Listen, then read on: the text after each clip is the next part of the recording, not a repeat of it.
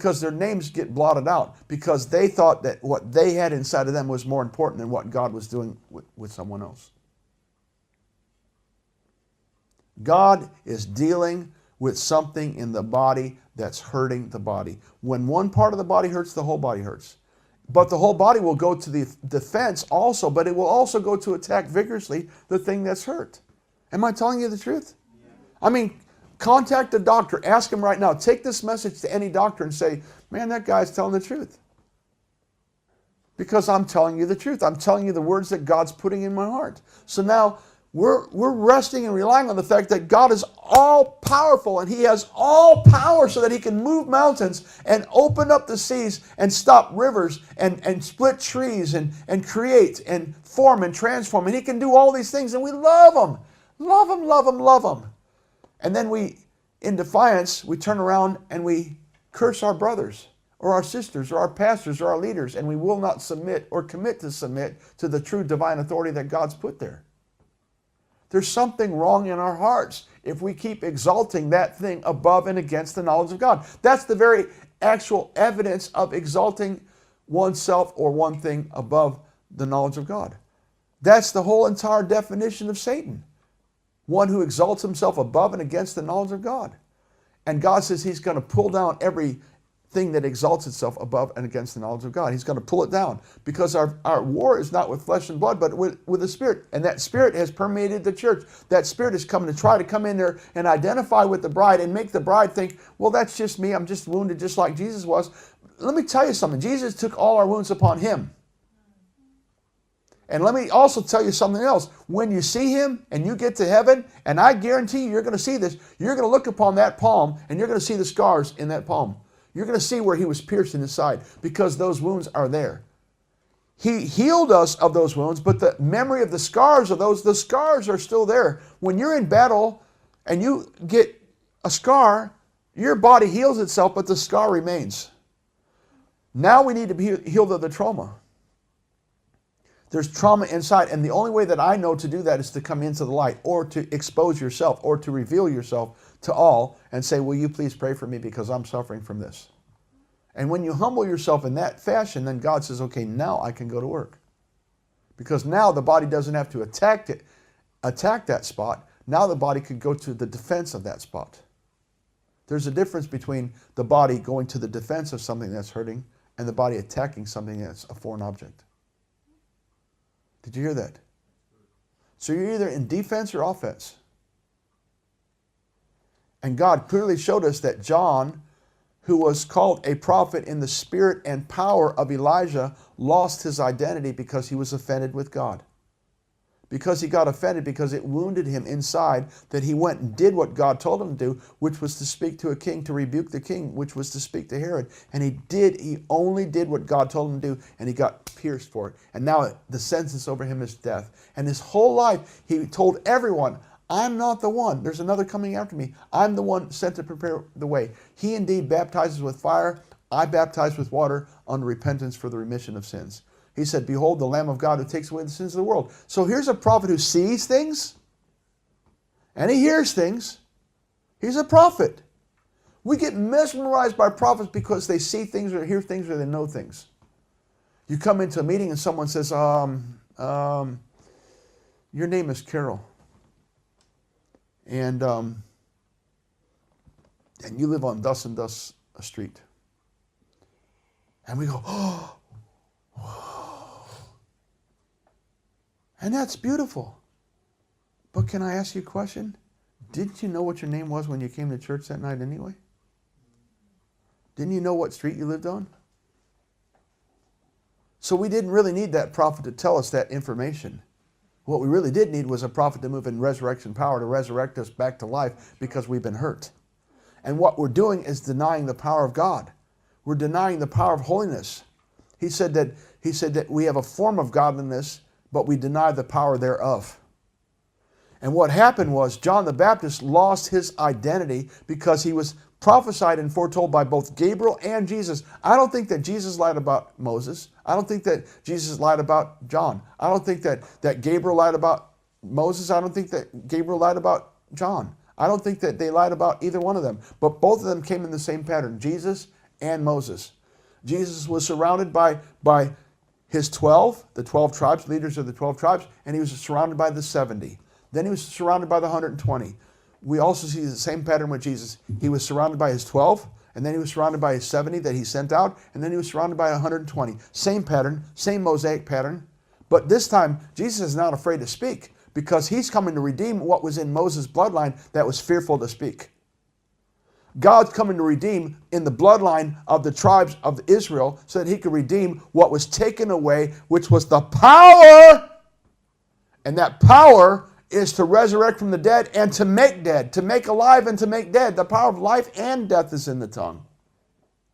And what we don't realize is that for years upon years upon years, I've been speaking this message that the Father is got different forms. He's Abba, and he's the husband. He's the house band. He surrounds us. He supplies our food.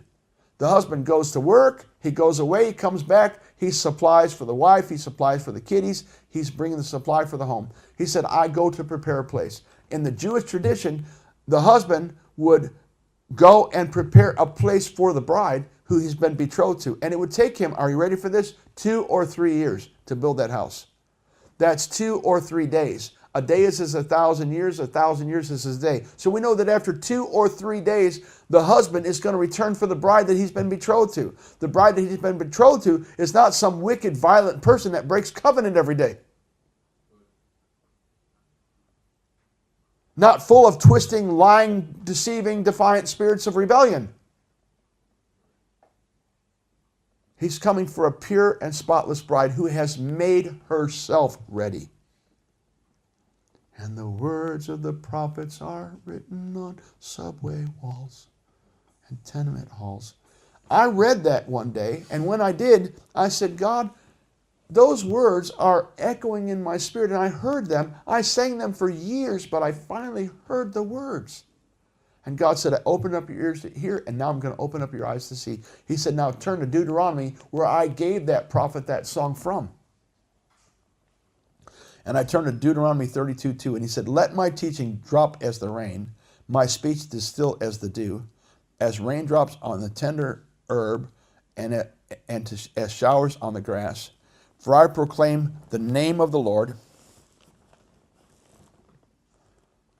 Ascribe greatness to our God. He is a rock. His work is perfect. For all his ways are justice, a God of truth and without injustice. Righteous and upright is he. Now listen to this word. This is where God says he taught that song. Are you ready for this? He taught that song to Simon and Garfunkel. He gave them the words. All day long, I stretched out my hands to you, but my words fell like silent raindrops in empty wells. Now this is where it came from. He said, let my teaching drop as the rain, my speech distill as the dew, as raindrops on the tender herb and as showers on the grass. For I proclaim the name of the Lord. Ascribe greatness to our God. He is the rock. His work is perfect. All his ways are justice, a God of truth and without injustice. Righteous and upright is he. He's given us a description of who he is. Now this is what he says next. He said, they have corrupted themselves. They are not his children because of their blemish. A perverse and crooked generation. Do you thus deal with the Lord, O foolish and unwise people? Is he not your father who bought you? Has he not made you and established you? Remember the days of old. Consider the years of many generations. Ask your father and he will show you. Your mother and they will tell you. When the Most High divided their inheritance to the nations, when he separated the sons of Adam, he set the boundaries of the peoples according to the number of the children of Israel. He's saying, go and ask. Don't be foolish. You've corrupted yourself. And because of this, this is your blemish. You refuse to become sons. Because you're not allowing me to be your father, this is your blemish. This is your spot. This is your wrinkle. Because you refuse to yield. Because you do not want to be corrected by your father. Now, Abba, that's what we call our daddies. That's the name that we call your daddy. That actually means daddy. It's the simplest name that you have. Do you know my 24-year-old daughter, Jasmine, she's the cutest thing that you ever could imagine. She calls me up and she said, Daddy, do you have a minute? I said, yeah. She calls Jane Mommy. She's 24 years old. She still calls Mommy and Daddy. Mommy and Daddy, because it's a sign of affection. True story. I'm watching a movie, and as I'm watching a movie, a woman walks into an office of this big, high-powered, highfalutin money manager who's doing stocks and bonds, and he's getting off the phone. He said, okay, Mommy, I'll talk to you later. And the woman walks in and she goes, wow, I never took you for a mommy boy. And he said, it takes a man to admit when you're 45 years old that she's still your mommy and the best woman in the world. Did you hear that? That's a term of endearment. And that you're not afraid, that you're solid in yourself, that you could call your mother or your father Mommy and Daddy after 24 or 25 years or 45 years. But that's a term of endearment. But let me tell you something. That changes if you cut yourself off from that. God said to bless your mother and bless your father, and it shall go well with you. Period. If you don't, not so much. You're never even truly successful because your inheritance is cut off and you have a blemish. God says, this is your blemish. This is your spot. You're a perverse and crooked generation because you refuse to become sons. Why? Because you're still in rebellion, spray painting the walls with every sin that you've got, telling every person every day, everything that he did, she did, they did, and you're exalting that above the knowledge of God. You're not allowing that to go to the cross. You're willing to nail everything else to the cross, but not your own sin. That's sin when you refuse to become children of God. That's a corruption. That is a greed, and God actually calls it a perverse corruption. You're corrupted, like your files are corrupted, because you can't see that what you're doing is the most sinful nature that you could ever have. When you justify your pain over what I did for you, that's corrupt. That allows another spirit to come in and defile you and all that you talk to. And God said, nope, because the body's getting ready to start attacking that, because that's what's hurting the whole body from growing. The body's not growing into holiness because it's busy fighting itself against the unholiness and the defilement that keeps coming in. God actually goes so far through Paul as to say, look, don't even have a meal with that person. If that person doesn't change, you don't even eat with them anymore. Don't even sit at the table to commune with them anymore. And then there comes a day when the Lord finally says, depart from me, you worker of iniquity. I never knew you. We never made love. You never allowed me to really come through and multiply my kingdom through you.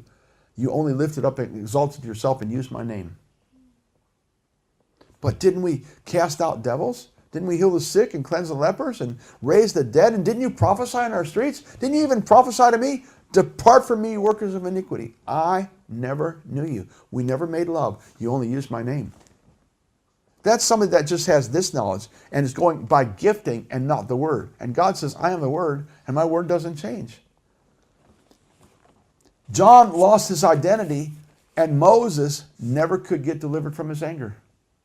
So at the end of his run of 40 years of all the fun with millions of people complaining against him every day, could you imagine the thorn in his side with, let's just call it 10 million people. We know there's more, but let's just say 10 million people murmuring and complaining and groaning and every single day calling every decision that you make wrong. And you finally get so angry that you don't know what else to do. You strike the rock instead of speaking to it. God said, speak to the rock and water will come out.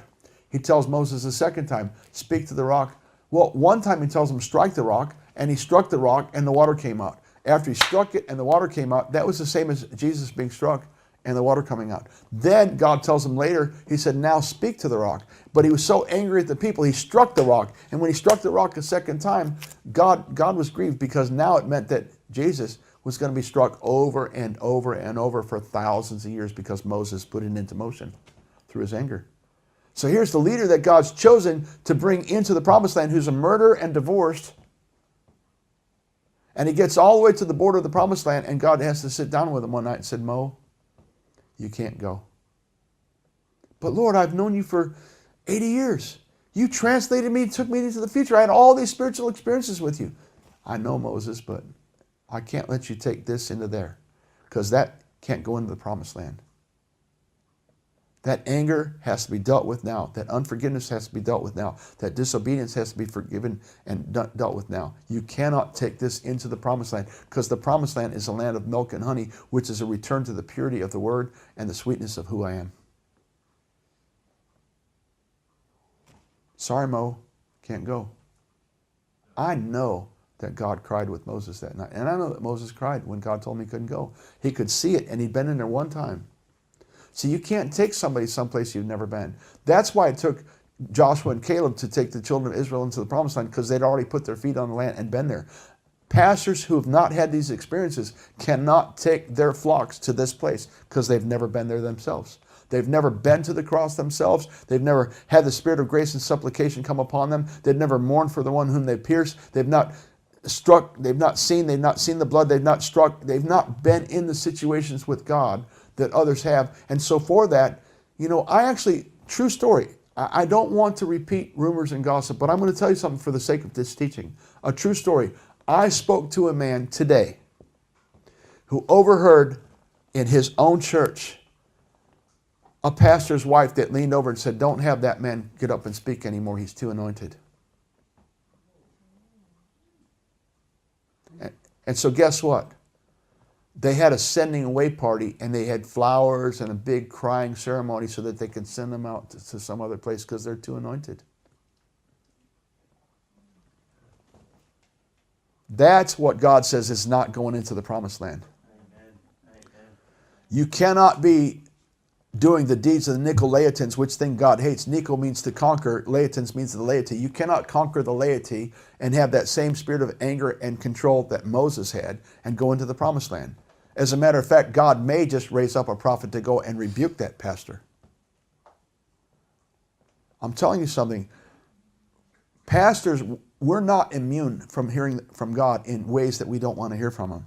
And I'm telling you right now, by the Spirit of the living God, God is indeed raising up prophetic voices sounding from heaven that will have the authority and the power of Elijah, that will have the power and the authority of Moses, that will have the power and the authority of Elisha. Can I tell you something? Elisha even doubled the miracles when he got the mantle. See, Elijah got so offended with God. He killed 850 prophets. He's covered with blood from head to toe. He's killed them with his own sword. He's hacked them to pieces up on the mountain. Killed them. And then, still covered in the blood, takes off running and tells Ahab, "I'm going into the city and I'm going to pull down Jezebel." And he starts outrunning the chariot and the horses. He's outrunning them. After hacking together 850 people on a mountain. I'm telling you what, he was some swift dude. I'm telling you, Star Wars had nothing on Elijah. You think about what Elijah did. He didn't just call down the fire. He killed the false prophets of Baal. He killed them. Covered in their blood. Now he's running to take care of Jezebel. But Jezebel speaks one word. "May the gods do to you and more also if you're not dead by this time tomorrow." And he shrinks and becomes like a clam that just goes into the silent place because of a wound that was inside of him, probably inflicted upon him during his lifetime being raised up. Probably a wound that came through a mother or a father. Probably through that wound, fear came in, and that fear sounded just like his mother, sounded just like his father. Whatever that sound was, that sound made him want to run. And I got to tell you something, this prophetic generation that God's raising up right now is not going to duplicate the mistakes, because we're going to look into the face of God and we're going to restore our identity with God, and we're going to pull back what's been lost and buried. And even when God said to Elijah, "Okay, Elijah, you don't want to do this anymore, raise up someone in your place and I'll raise up someone else." He finds Elisha, casts his mantle on him, and Elisha's just a guy full of dirt. He's just working in a field. He's a nothing. He's a nobody. He's working with a field with 12 yoke of oxen. He's got 24 oxen, and he was with the 12. So he's one of the 12. He was with the apostolic plowers in the double portion. 24 oxen, 12 yoke, and he was with them, making him 13, making him the overcoming bridal company, the double portion company.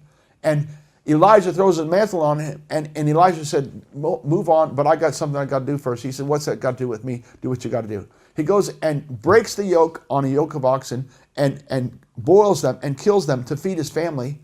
And he breaks the yoke and feeds his family a double portion as a sign that the yoke is broken, you're going to get double. And then he follows him, and Elijah takes him to every mountain and every place of sacrifice. And every place that he goes, he picks up more power, more authority, more insight, more power, more authority, more insight, more power, more authority, more insight.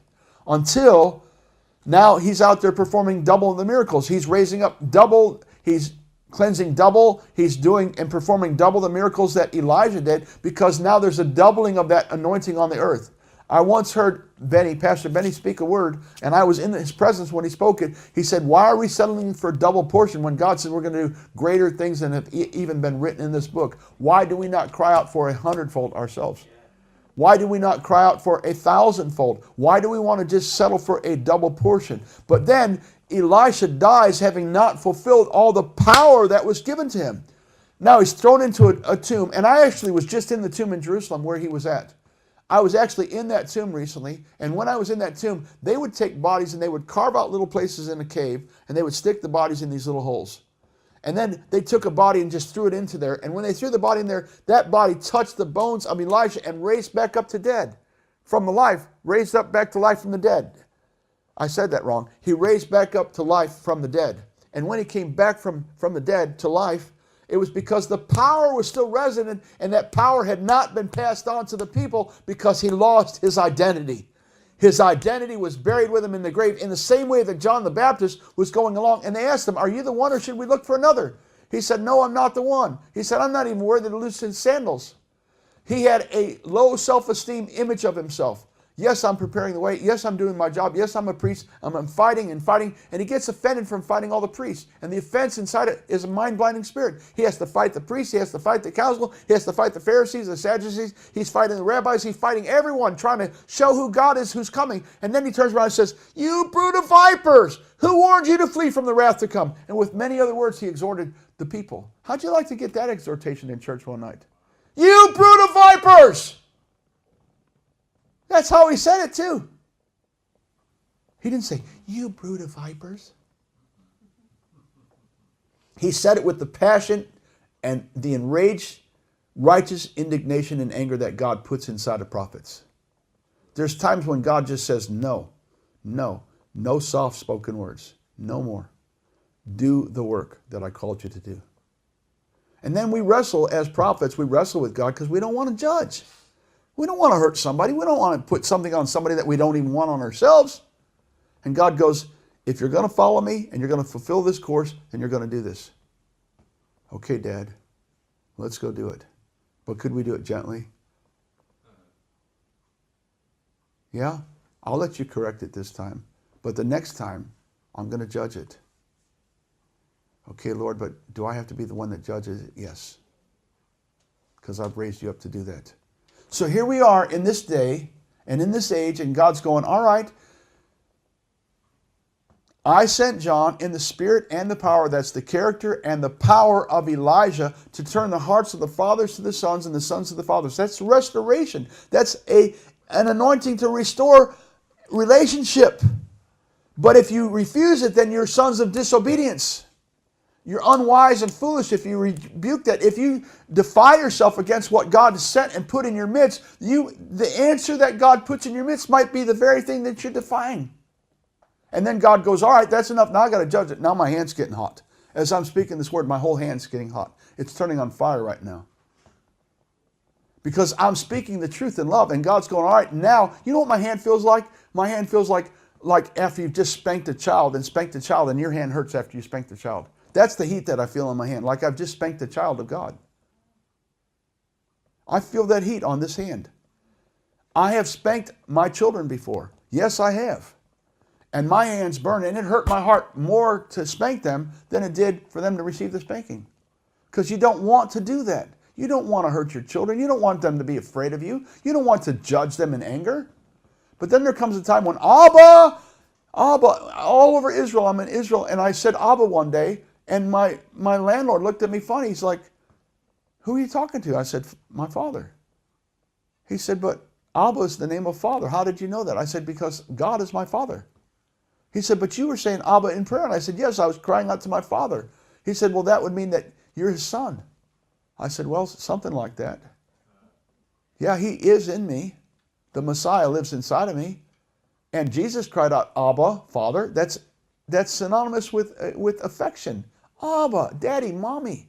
Mommy, Daddy. Daddy, that's what it is. But then the Father also has to correct. But then the Father also has to judge. And I've been speaking this for year after year after year after year. And God's going, okay, now, 25 years later, if they don't hear it, now it's time to judge. Now it's time to correct. I've been patient for all these years. And 25 years to God is just a wisp of smoke. It's just a vapor. It's a fart in the wind. It's gone. That's what our lives are, really. There's not much left on this earth except for us to be obedient to God. We are the end-time warriors of the new millennium that God has called to set the house in order. And if we're not going to be set in order, there's no hope for the future. And I'm telling you what, there's a hope for the future. So we're either going to be the ones that are going to come into divine alignment, or God's got another assignment. And your assignment might be serving and washing the boots of everyone else in the house. There are captains and sergeants and majors that have been busted down to privates, and even less than that, because they were disobedient and they couldn't respect authority. I've got a friend on our board of directors who is a sergeant major. He's a wonderful man of God. He's done 4 tours in the Middle East, maybe 5. He might have done the 5th one here in Afghanistan recently. Been a friend of mine for many, many, many years. You know how we became friends? He was in one of our revival meetings, and I started singing, and as I was singing over this woman, I said, the rumor of the tumor is gone, and God says right now there's 1, 2, 3, 4, 5, 6, 7, 8, 9, 10, 11, 12, 13, 14, 15, 16, 17. There's 17 medications in your medicine cabinet, and you're on those 17 medications, and you've been in a war, and you've been in a place of depression for these last 7 years. And God says the depression session is over. God says you're going to go home tomorrow, you're going to open up your blinds, you're going to mow your grass for the first time, and you're going to take your daughter to the park, and you're going to push her on the swing. That woman just busted out crying. And then she tells me her story. You know what her story was? Are you ready for this? She wasn't feeling good. She went to the doctor. When she went to the doctor, she found out that she was pregnant. At the same time that she found out she was pregnant, they took blood tests and said, oh, you've got a tumor in your uterus. You're going to have to abort the baby. They prayed and said, no, no, no, we're not aborting the baby. We're not aborting this fetus at all. We're going to go move forward. They said, but the tumor's growing and so is the baby. And the baby might be affected by the tumor. They said, we're sorry, we're just going to keep the baby. We're not into abortion. We're not going to abort this child. So they kept on letting the baby grow, and the tumor grow, and the baby grow, and the tumor grow, and the baby grow, and the tumor grow, until she was pretty big. And then one day she gives birth to her daughter, and they take the daughter away, and immediately she starts to suffer postpartum depression. Immediately, because they took the